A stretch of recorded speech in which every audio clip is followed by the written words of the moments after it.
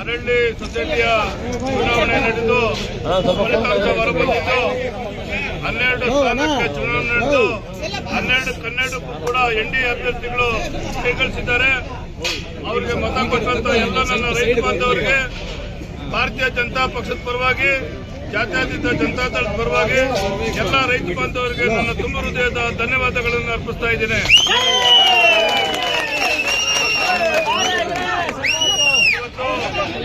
ಕೋಲಾರ ವಿಧಾನಸಭಾ ಕ್ಷೇತ್ರದಲ್ಲಿ ಇವತ್ತು ಕಾಂಗ್ರೆಸ್ ಪಕ್ಷ ಎಲ್ಲ ಅಭ್ಯರ್ಥಿಗಳು ಕೂಡ 243 ಮತಗಳು ಚಲಾವಣೆ ಆಗಿದ್ದು ಅದರಲ್ಲಿ ಕೇವಲ 70 ಮತಗಳನ್ನು ಪಡೆಯೋದ್ರ ಮುಖಾಂತರ ಭಾರಿ ಮುಖಭಂಗವನ್ನು ಕಾಂಗ್ರೆಸ್ ಪಕ್ಷ ಇವತ್ತು ಅನುಭವಿಸ್ತಾ ಇದೆ. ಎಲ್ಲ ನನ್ನ ರೈತ ಬಾಂಧವರು ನಮ್ಮ ಎನ್ಡಿಎ ಪಕ್ಷವನ್ನು ನಂಬಿ ಸಿಎಂಆರ್ ಶ್ರೀನಾಥ್ ಮತ್ತು ವಂದನಾ ಪ್ರಕಾಶ್ ಅವರನ್ನು ನಂಬಿ ಮತ ಕೊಟ್ಟು ಎಲ್ಲ 12 ಜನರನ್ನು ಆಶೀರ್ವಾದ ಮಾಡಿ ಗೆಲ್ಲಿಸಿದ್ದಾರೆ. ಇದೊಂದು ಮುಂದಿನ ಚುನಾವಣೆಗೆ ಒಂದು ಆಗ್ತಕ್ಕಂಥದ್ದು. ಮುಂಬರ್ತಕ್ಕಂಥ ಎಲ್ಲ ಸಹಕಾರಿ ಕ್ಷೇತ್ರಗಳಲ್ಲಿ ನಾವು ಎರಡೂ ಪಕ್ಷದ ವತಿಯಿಂದ ಸ್ಪರ್ಧೆ ಮಾಡಿ ಎಲ್ಲ ಅಭ್ಯರ್ಥಿಗಳನ್ನು ನಾವು ಗೆಲ್ಲಿಸ್ಕೊಂತೇವೆ. ಹಾಗಾಗಿ ಕೋಲಾರ ವಿಧಾನಸಭಾ ಕ್ಷೇತ್ರದಲ್ಲಿ SFSC ಇರ್ತಕ್ಕಂಥ ಕ್ಯಾಲ್ನೂರ್ ಇರ್ಬೋದು, ಕಡಗಟ್ಟೂರು ಇರ್ಬೋದು, ವೇಮಗಲ್ ಇರ್ಬೋದು, ಬಕ್ಲೇರಿ ಇರ್ಬೋದು, ಕೋಲಾರ ಕಸ್ಬಾ ಇರ್ಬೋದು, ಅರಳ್ಳಿ ಇರ್ಬೋದು, ಎಲ್ಲ ಕೂಡ ಒಂದು ನರಸಾಪುರ ಒಂದು ಬಿಟ್ಟರೆ ಎಲ್ಲ ಕೂಡ ಇವತ್ತು ಎನ್ಡಿಎ ಅಭ್ಯರ್ಥಿಗಳು ಮೈತ್ರಿಕೂಟ ಇವತ್ತು ಆಡಳಿತ ನಡೆಸ್ತಾ ಇದೆ. ಕೋಲಾರದಲ್ಲಿ APMC ಕೂಡ ಎನ್ಡಿಎ ಅಭ್ಯರ್ಥಿಗಳು ಆಡಳಿತ ನಡೆಸ್ತಾ ಇರ್ತಕ್ಕಂಥದ್ದು PLD ಬ್ಯಾಂಕ್ ಹೊರತುಪಡಿಸಿ.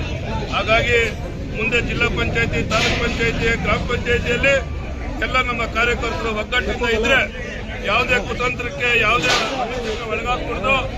ಕಾರ್ಯಕರ್ತರಲ್ಲಿ ನಾನು ಮನವಿ ಮಾಡ್ತೇನೆ, ನಾವಿಬ್ಬರು ಒಂದಾದ್ರೆ ಕಾಂಗ್ರೆಸ್ ಪಕ್ಷಕ್ಕೆ ಭವಿಷ್ಯ ಇಲ್ಲ, ಯಾವುದೇ ಅಭ್ಯರ್ಥಿಗೆ ಡಿಪಾಸಿಟ್ ಕೂಡ ಬರೋದಿಲ್ಲ. ಹಾಗಾಗಿ ಮುಂದೆ JDS ಮತ್ತೆ ಬಿಜೆಪಿ ವತಿಯಿಂದ ಎಲ್ಲ ಅಭ್ಯರ್ಥಿಗಳು ಕೂಡ ಒಗ್ಗಟ್ಟಾಗಿ ನಾವು ನಿಲ್ಲಿಸ್ತೇವೆ. ಇನ್ನೇನು ಮುಂದಿನ ತಿಂಗಳು ಚುನಾವಣೆ ದಿನಾಂಕ ನಿಶ್ಚಯ.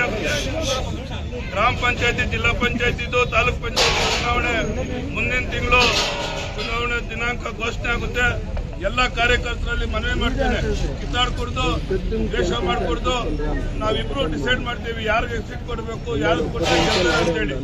ಹಾಗಾಗಿ ಎಲ್ಲ ತಾಲೂಕ್ ಪಂಚಾಯತ್, ಜಿಲ್ಲಾ ಪಂಚಾಯತಿ, ಕೋಲಾರ ಜಿಲ್ಲಾ ಪಂಚಾಯತಿ ಎನ್ಡಿಎ ಬಾವುಟ ಸದಸ್ಯರಿಂದ. ಹಾಗಾಗಿ ನೀವೆಲ್ಲ ಕೂಡ ಇದೇ ರೀತಿ ಒಗ್ಗಟ್ಟಿಂದ ಇದ್ದು ನಮ್ಮ ಕಾರ್ಯಕರ್ತರಿಗೆ ಮಾಡಬೇಕು.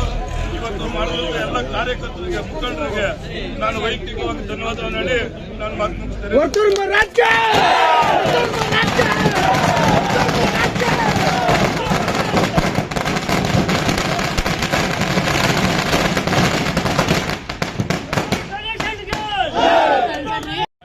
JDS ಪಾರ್ಟಿಗೆ ಇವತ್ತು ನಾನು ಹೇಳ್ತಾ ಇದ್ದೀನಿ, ಇಬ್ಬರು ಒಳ್ಳೆ ಜೋಡಿಗಳು ನಮಗೆ.